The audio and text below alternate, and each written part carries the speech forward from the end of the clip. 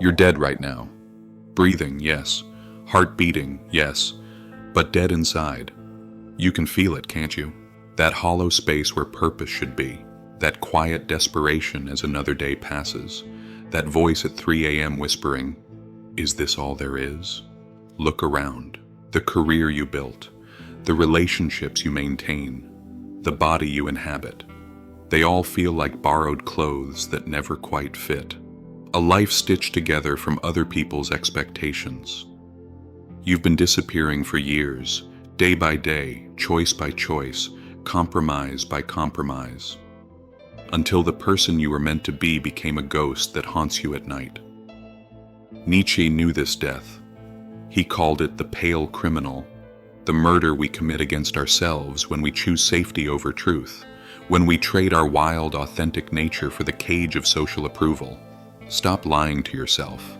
The exhaustion you feel isn't from working too hard. It's from being someone you're not. It happens differently for everyone, but it always happens. The promotion that feels empty the moment you get it. The relationship that finally crumbles under the weight of your absence. The morning you look in the mirror and don't recognize the empty eyes staring back. Your carefully constructed life begins to crack. Not because you failed, but because you've succeeded at the wrong game. A man told me, tears streaming, "I spent 30 years climbing a ladder only to discover it was leaning against the wrong wall. I got everything I thought I wanted, and I felt nothing." This is the collapse, the necessary devastation, the moment when the life you've been pretending to want finally falls apart. Most people run from this moment. They rebuild the same prison with different decorations. They numb themselves with new distractions. They double down on the lie. But you're still reading, which means something in you refuses to settle. Something in you knows there's more. The collapse isn't your enemy. It's the first honest thing that's happened to you in years. Your pain isn't punishment. It's awakening. It's the sound of your real life trying to break through. The collapse isn't the end. It's the necessary clearing for what wants to be born. In the quiet after everything falls apart, something begins to speak. Not with words, but with a knowing so deep it makes your bones ache. This is your shadow, not your enemy, but the keeper of your buried truth. While you were busy building a life that looked good from the outside, your shadow watched. It collected every compromise, every yes when you meant no, every dream you abandoned, every truth you swallowed. Society taught you to fear this shadow, to run from it, to numb it with achievement, with distraction, with endless noise. But your shadow isn't what destroys you, it's what saves you. A woman who lost everything told me, "I spent my life running from my darkness. When it finally caught me, I realized it wasn't darkness at all. It was the light I'd been denying myself." Your shadow asks the questions you've been avoiding. Who would you be if you stopped trying to please everyone? What would you do if you weren't afraid of failing? What part of your soul did you trade for security? Which dreams did you bury to fit in? These questions burn. They're meant to. They're burning away everything that isn't truly yours. Most spiritual teachings promise comfort. They lie. Real transformation isn't comfortable.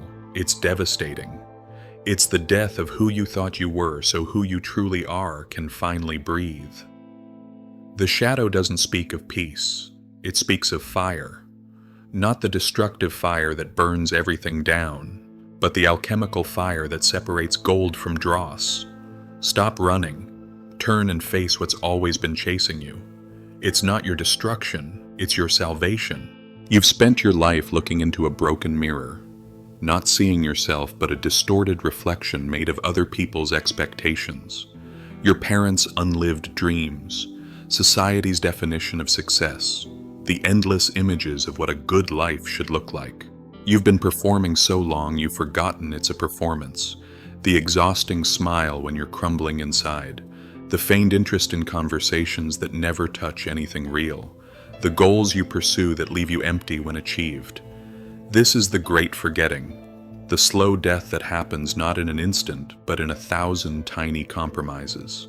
A successful executive told me, I realized I'd spent 20 years becoming someone I didn't even like, someone who cared more about perception than truth, who valued status over joy, who would sacrifice anything, health, relationships, integrity, for the next achievement that never satisfied. His voice broke when he added, "I was so busy becoming important that I forgot to become myself." Look at your life with honest eyes. How much of it reflects your deepest values? How much of it was chosen consciously, not reactively? How much of it makes your soul come alive? Most people never ask these questions. They die having never lived their own life. The mirror must break, the illusion must shatter, not as punishment, but as liberation. Because on the other side of that broken reflection is something miraculous, your authentic self, waiting to be claimed. Not the self that was molded by fear, shaped by expectation, driven by the need for approval, but your essential self, wild, unchained, alive with purpose. It's been waiting for you.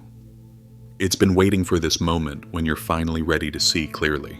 There is a fire in you that never went out, beneath the layers of compromise, beneath the weight of expectation, beneath the armor you've built to protect yourself from rejection.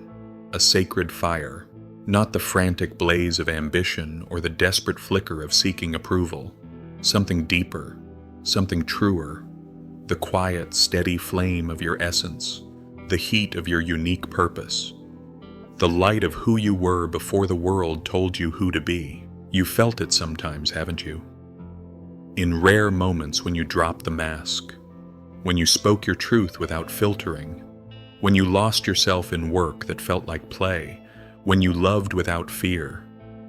These weren't random moments, they were glimpses of your real life breaking through. A woman who walked away from a prestigious career told me, "People thought I was having a breakdown. I wasn't breaking down. I was breaking through. I was finally choosing myself." This fire doesn't ask if you're ready.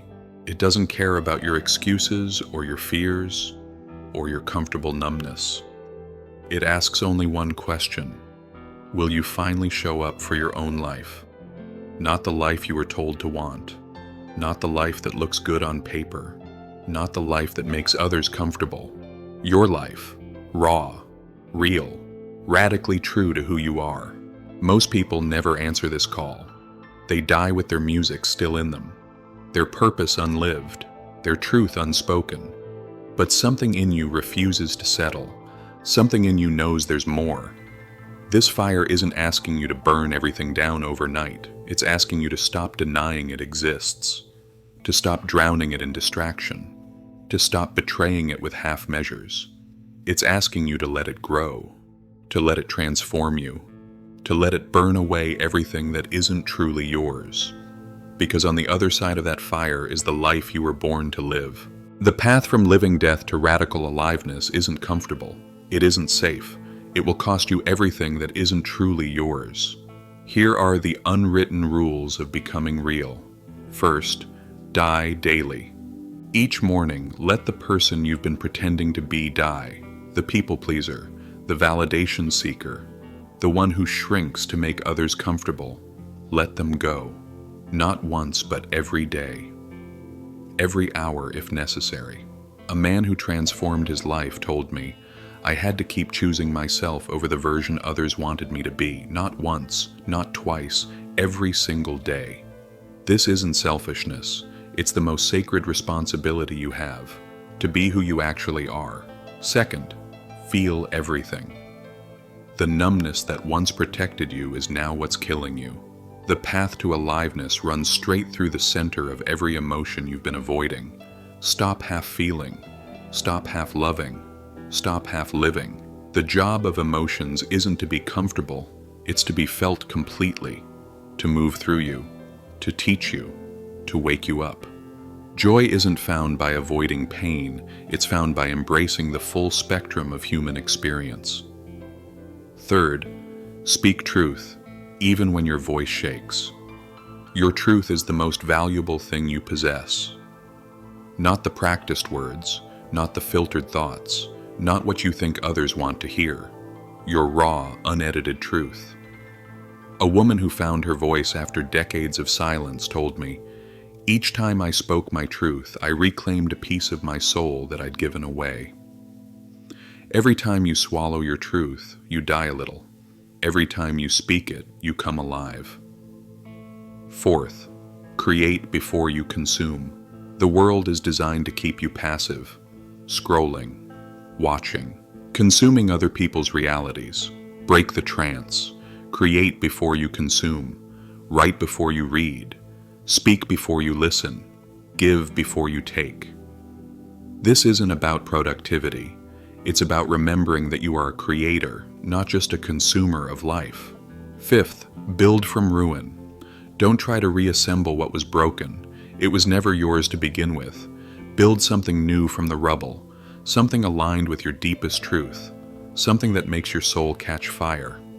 A woman who lost everything told me, I stopped trying to fix my old life. I started asking what wanted to emerge through me now.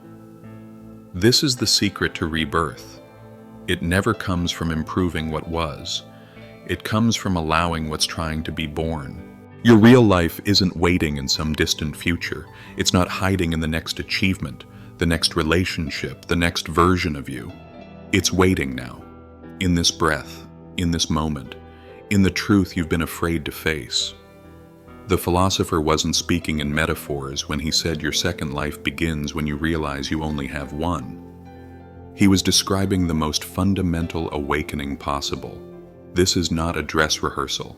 Every moment you spend asleep is a moment of your actual life, your only life, slipping away. Feel your heartbeat right now. That rhythm is counting down. To what you don't know. But it is counting down. The great tragedy isn't dying, it's reaching the end having never lived.